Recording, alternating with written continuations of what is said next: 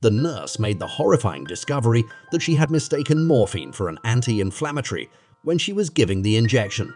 And to add to her horror, 100 mg of morphine had been injected into a 3 mg dose, and only 5 mg of such a high-purity bottle would be fatal. The old man tried to reassure her that she shouldn't worry because the antidote could be metabolized and excreted within 10 minutes.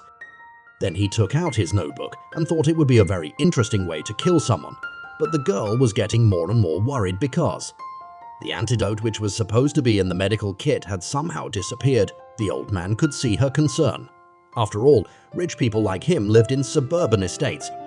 Even if he had called for help in time, it would have been too late to wait for the paramedics to arrive. So it seemed that tonight would be a dead end.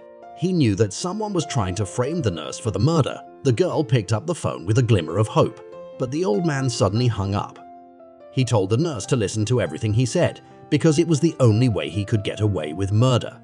The old man didn't want the girl's family to be broken up because of him.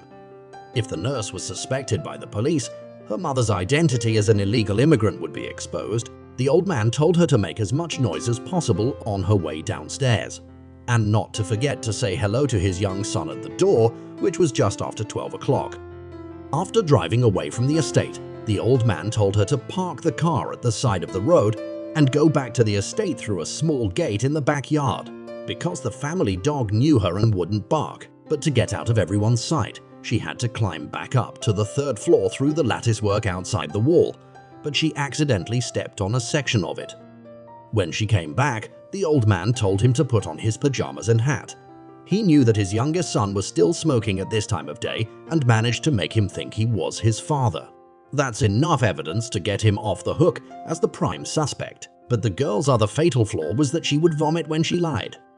The old man told her not to lie, but to tell only part of the truth. Then the girl again from the original way back, but did not expect to come down to bump into the family's great-grandmother. Luckily, the old man's eyesight is not good, mistakenly saw the girl as his great-grandchildren and asked her why she came back. Under the cover of darkness, the girl finally returned home, but when the housekeeper opened the door the next day, he saw the old man's throat slit and a bloody dagger on the floor.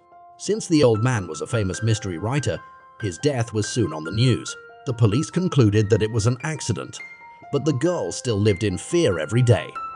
That day she received a phone call saying that since the old man had been buried, but the police still needed to ask some questions. They wanted her to come back to work early.